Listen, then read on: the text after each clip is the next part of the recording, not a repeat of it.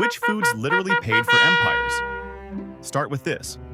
In 1784, the state of Massachusetts hung a carved wooden codfish inside its Capitol building, and it still hangs there today. Nearly 5 feet of painted cod. It is not a joke, it is a thank you note. Because for centuries, dried fish and cheap sugar were the oil of their day. They bought war fleets. They funded whole cities. Kings handed over countries just to keep them. Here are 3 foods that paid for empires. First, cod. That wooden fish in Boston is called the sacred cod, and a merchant named John Roe hung it in March of 1784 as a memorial to the fishery that built the colony. Here is why cod mattered. Split it, salt it, dry it, and a codfish keeps for years with no ice and no rot. That made it the perfect food for long voyages and hungry navies. Fishermen from the Basque Country, Portugal, and England sailed all the way to the Grand Banks off Newfoundland to haul it in, where back in 1497 the explorer John Cabot reported the sea was so thick with cod you could lower a basket and pull them up. Salt cod fed sailors, fed armies, and got shipped across the Atlantic by the ton. In Massachusetts, the families who grew rich off it were actually called the codfish aristocracy. Second, sugar.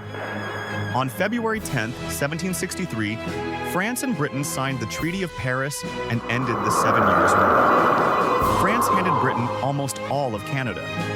The writer Voltaire had already shrugged the place off as a few acres of snow. But France pushed hard to hold on to one tiny island in the Caribbean, Guadeloupe, barely 600 square miles of it.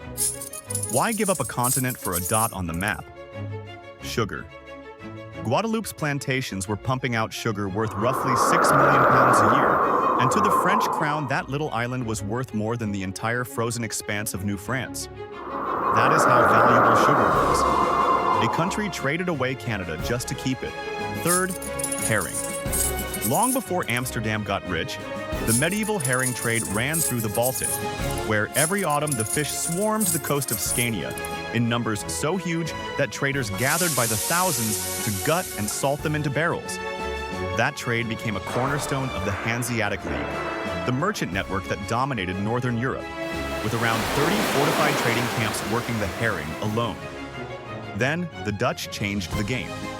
Around 1380, a fisherman named Willem Bukelsoen perfected a trick called gibbing, gutting, and salting each herring right on the boat so it lasted the whole voyage home. That one method turned herring into a fortune, and it made Amsterdam so rich that people still say the city was built on herring bones. So there it is, salt cod, cane sugar, and a barrel of herring. Foods so cheap you would barely notice them, and yet they bankrolled navies, built canal cities, and got swapped for entire countries.